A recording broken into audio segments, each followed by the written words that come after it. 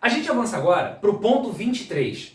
E o ponto 23, ele fala sobre a parte de delegação e avocação de competência. Essa parte, ela remete tanto a atos administrativos quanto a processo administrativo, ok? Então vamos lá, anota aí, ponto 23, delegação e avocação de competência. Esse é o ponto que a gente começa a tratar a partir de agora. Ponto 23. Delegação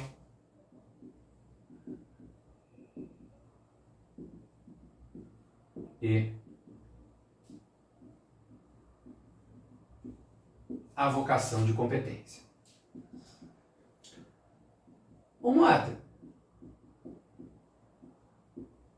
essa parte aí, ela tá ligada aqui. Ela tá ligada à lei de processo, a lei 9784 de 99. É lá que a gente vai encontrar disposições relacionadas a essa delegação e essa vocação. Onde que nosso trabalho se pauta agora? O trabalho se pauta basicamente na lei 9784 de 99, artigos 11 ao 15. É basicamente aí, você vai reparar que está aí no seu material, isso é uma coisa que pode aparecer na prova da UF, então muito cuidado, uma coisa importantíssima que eu recomendo que você saiba ali bem, porque se cobrar, tem que estar no automático e responder, marcar o X e trazer essa questão para casa, volta para casa com ela debaixo do braço, ponto garantido, ok? Para começar, a gente precisa falar sobre competência. Quando se estuda atos administrativos, e a gente já falou sobre isso, existem 5 elementos que norteiam os atos administrativos. São elementos essenciais para o ato administrativo, por isso são chamados de requisitos. São eles a competência, a finalidade, a forma, o motivo e o objeto. COFIFOMOB são os elementos do ato. Nos interessa apenas nesse momento o elemento competência. O que é competência? Competência é o poder legal que o agente possui para a prática do ato. É só lembrar, competência é o poder legal que o agente tem. Então a competência decorre da lei. Por que a competência decorre da lei? Porque ela deve ser exercida em benefício do interesse público.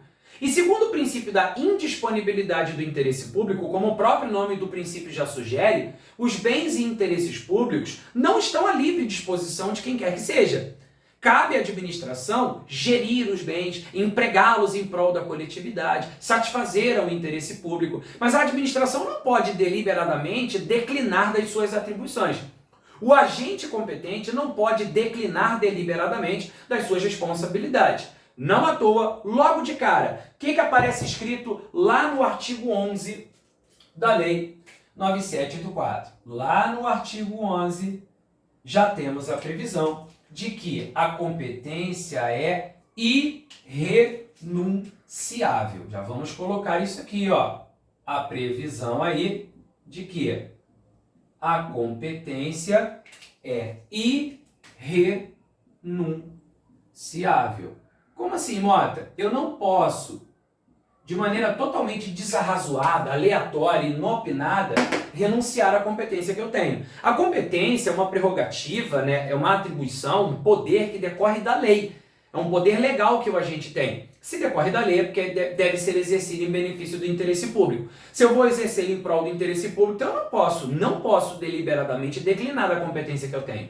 Por isso, a lei de processo já diz de cara, a competência é irrenunciável e se exerce pelos órgãos administrativos a que foi atribuída como própria. Então, quem é que vai exercer a competência? O órgão que é competente para aquilo. O órgão a quem a lei deu poderes para o desempenho das atribuições. Só que depois ele fala assim, salvo os casos de delegação e avocação legalmente admitidos. Vamos colocar isso aqui, ó. Salvo, tá vendo aqui, ó? Salvo os casos de delegação e avocação legalmente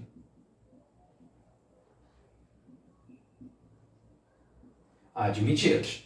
Aqui aparecem 2 institutos que a gente precisa conhecer. Olha aqui, um instituto da delegação e um instituto da avocação.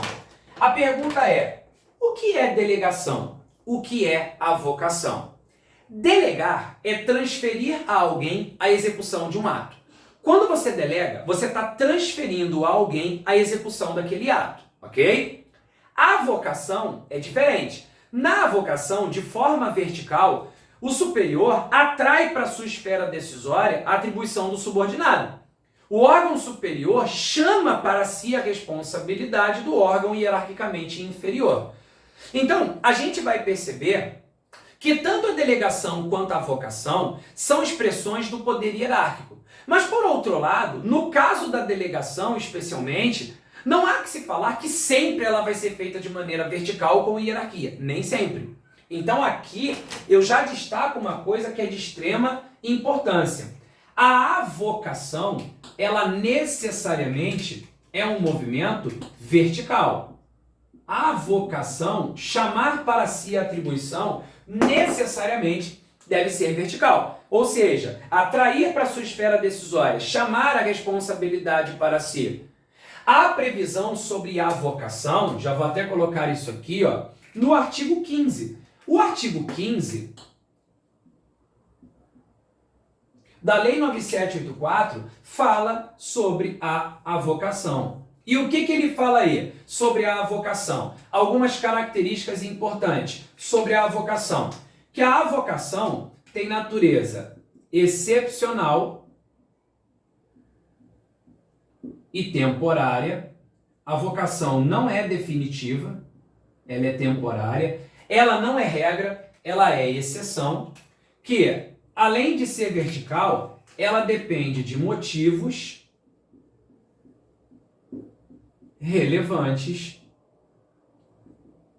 devidamente justificados. Percebeu aqui?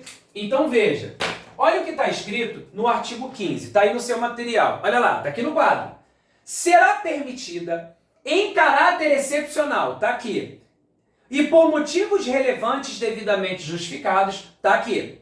A avocação, está aqui. Temporária, está aqui. De competência atribuída a órgão hierarquicamente inferior, está aqui. Ou seja, ela é vertical. Então veja, vamos imaginar que aqui você tem o órgão A, né? E aqui, ou melhor, aqui em cima o A, aqui embaixo o B, melhor assim. Então, órgão A, órgão B. Vamos imaginar que esse órgão B, ele está tendo dificuldade de desempenhar a atribuição porque houve alguma suspeita de fraude e aí está tendo apuração. E isso, claro, atrapalha o fluxo do trabalho. O órgão A, então, fez o quê? Chamou para si algumas responsabilidades, atraiu para sua esfera decisória algumas atribuições, enquanto aquela apuração de irregularidade está acontecendo no órgão B. É uma situação de natureza excepcional, porque em razão ali de uma suspeita de fraude, é temporária, porque não é uma coisa definitiva, em algum momento aquela apuração vai terminar. O motivo é relevante e se justifica devidamente, então o ato tem que ser motivado, está justificado, e de maneira vertical, o que o órgão A vai fazer? Vai atrair para sua esfera decisória praticando aqueles atos que ele avocou. E isso é o que a gente chama de quê? Avocação. É atrair para sua esfera decisória de maneira vertical, excepcional e temporária e devidamente justificado, desde que haja motivos relevantes. Isso é avocação. Delegar é diferente. Delegar significa o quê? Transferir a alguém a execução de um ato. Sobre a delegação, quero destacar algumas coisas importantes. Primeiro, a delegação, ela pode ser vertical ou horizontal. Olha isso, vertical ou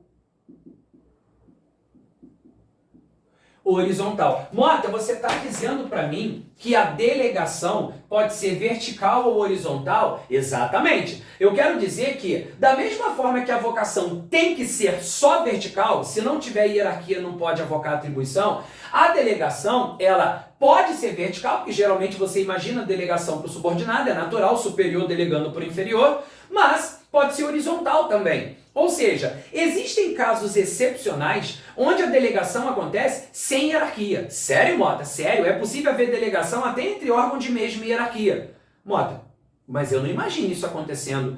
Eu imagino o seguinte, Mota, se tem delegação, aqui, quando você falou da avocação, Mota, você falou da verticalidade, tudo bem. Mas na delegação, imaginar que não vai ter hierarquia, é verdade. Vou dar um exemplo claro, o artigo 12. O artigo 12 fala sobre isso de maneira muito clara. O artigo 12, ele traz aí um exemplo, uma possibilidade de delegação, mesmo que não haja hierarquia. Sério, Mota? Positivo. Dá uma olhada no artigo 12. Ele diz aí assim, ó. Um órgão administrativo e seu titular poderão, se não houver impedimento legal, delegar parte da sua competência a outros órgãos ou titulares, ainda que estes não lhes sejam hierarquicamente subordinados, quando for conveniente, em razão de circunstâncias de índole técnica, social, econômica, jurídica ou territorial. Olha isso, vamos colocar isso aqui. Vou colocar isso aqui. Olha lá, um órgão administrativo ou seu titular poderão delegar parte da sua competência, olha aí, delegar parte da sua competência, veja, mesmo que não lhe seja hierarquicamente subordinado,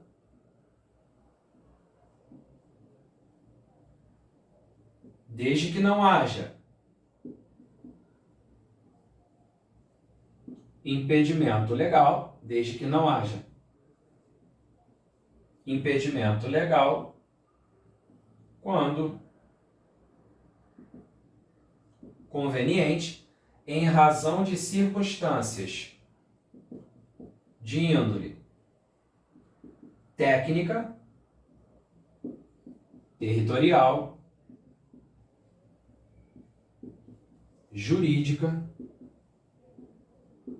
econômica ou social. Olha só isso aqui. Isso aqui é interessante, hein? Ó, isso aqui é interessante, hein? Olha o que está escrito aqui no quadro. É possível haver delegação de parte da competência por um órgão administrativo e seu titular, a outro órgão ou titular? Olha isso aqui. Aqui é que está a chave da história. Olha só. Mesmo que não lhe seja hierarquicamente subordinado. Olha isso. Mesmo que não lhe seja hierarquicamente subordinado. Quer dizer, mesmo sem hierarquia, aqui ele admite a delegação, desde que não haja impedimento legal. Se tiver algum impedimento legal, não vai poder, claro. Sendo conveniente, em razão de circunstância de índole. Olha aqui as matérias que isso pode envolver. Técnica, territorial, jurídica, econômica ou social. Então aqui, essas matérias admitiriam, essas matérias aqui comportariam a delegação, mesmo que não houvesse hierarquia. Exemplo, imagina que um órgão, para poder desempenhar uma atribuição, que ele fosse necessitar do deslocamento de servidores para um local bem afastado, que teria um custo muito grande, então ele teria dificuldades em razão da questão territorial e econômica. O órgão já não é um órgão que tem grande quantidade de servidores disponíveis, é um órgão que tem um orçamento apertado, e aí vai gastar diárias, um tempão com aqueles servidores, vão ficar em outros locais, vai ficar sem os servidores durante um tempo. Qual foi a melhor solução que se encontrou? Em razão de circunstância territorial e econômica, delegou-se para o órgão lá que estava mais próximo do desempenho da atribuição, mesmo não havendo hierarquia, delegou parte daquela competência, não havia impedimento legal, ele desempenhou e as demais atribuições, sem que houvesse todo aquele custo, aquele deslocamento, foram exercidos pelo órgão que havia delegado a atribuição. Então, isso mostra que o ato de delegação, ele nem sempre vai acontecer de maneira vertical. Nesse caso, de forma horizontal, mesmo que fosse o órgão de mesma hierarquia. Isso poderia acontecer. E se liga nessas atribuições. Veja o que ele fala aqui, ó. Índole técnica, territorial, jurídica, econômica ou social. Caraca, Mota, eu preciso gravar isso? Precisa gravar isso. Mas como é que eu vou gravar? Tem várias maneiras de você gravar isso aqui. Aqui no cantinho, ó, técnica, territorial, jurídica, econômica ou social. Aqui, ó, técnica, territorial, jurídica, econômica e social. Ó, técnico do TJ do Espírito Santo.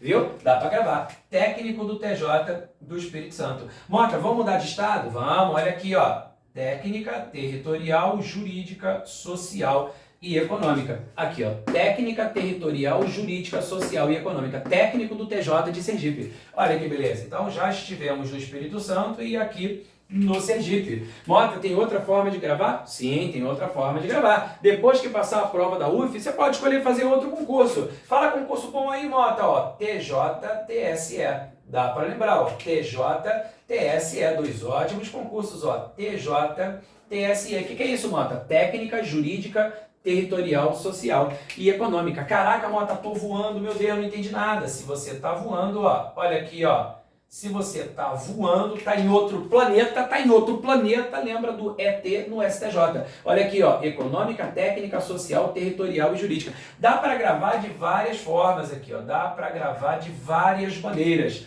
Então, ó, técnico do TJ do Espírito Santo, técnico do TJ de Sergipe, TJ-TSE, ET-STJ, dá para gravar de várias formas. Isso que está aqui. Então, beleza? Mota, qualquer matéria pode ser delegada? Claro que não. Tem matéria que não admite delegação. Tem matéria que não pode ser delegada. Onde que a gente encontra isso? No artigo 13. O artigo 13, ele traz aí a previsão sobre matérias que não podem ser delegadas. Matérias que não admitem a delegação. Mota, o que o artigo 13 traz pra gente? Ele diz, ó, não podem ser objeto de delegação. Primeiro, a edição de atos de caráter normativo. Segundo, a decisão de recursos administrativos. E terceiro, as matérias de competência exclusiva do órgão ou autoridade. Então, vamos colocar isso aqui, ó. Ó, nem tudo pode ser delegado, ó. Não podem ser objeto de delegação. Mota, quais as matérias não admitem delegação? Primeiro, a edição de atos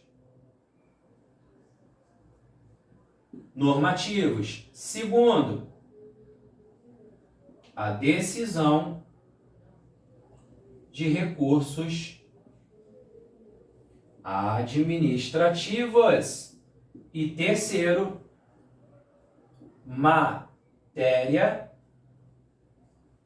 de competência exclusiva. Essas três matérias aqui, ó,